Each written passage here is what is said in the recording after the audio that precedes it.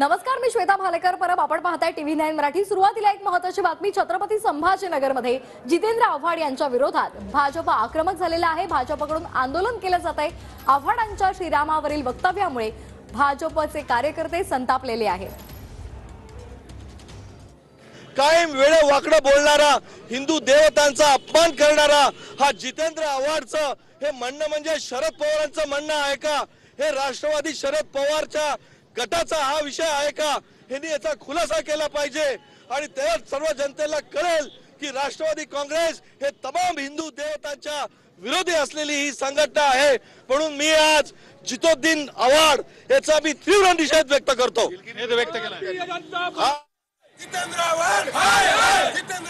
आपण हे दृश्य पाहतोय. छत्रपती संभाजीनगर मधली ही दृश्य आहेत.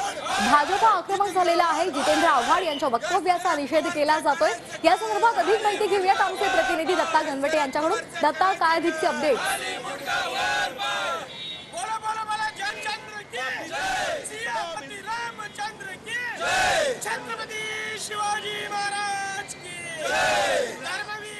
दत्तापर्यंत आपला आवाज पोहोचू शकलेला नाही. आपण ही थेट दृश्य पाहतोय. छत्रपती संभाजीनगरमध्ये भाजप आक्रमक झालेला आहे. भाजपचे कार्यकर्ते आव्हाडांच्या विरोधात आंदोलन करतायत.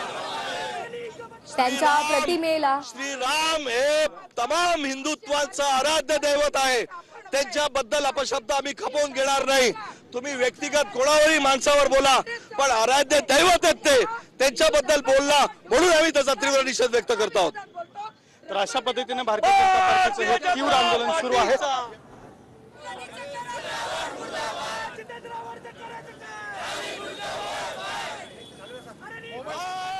जितेंद्र आव्हाड यांच्या विरोधात भाजपकडून ठिकठिकाणी आंदोलनं केली जात आहेत. त्यांच्या वक्तव्याचा निषेध केला जातोय. छत्रपती संभाजीनगर मधली ही दृश्य आपण पाहतोय.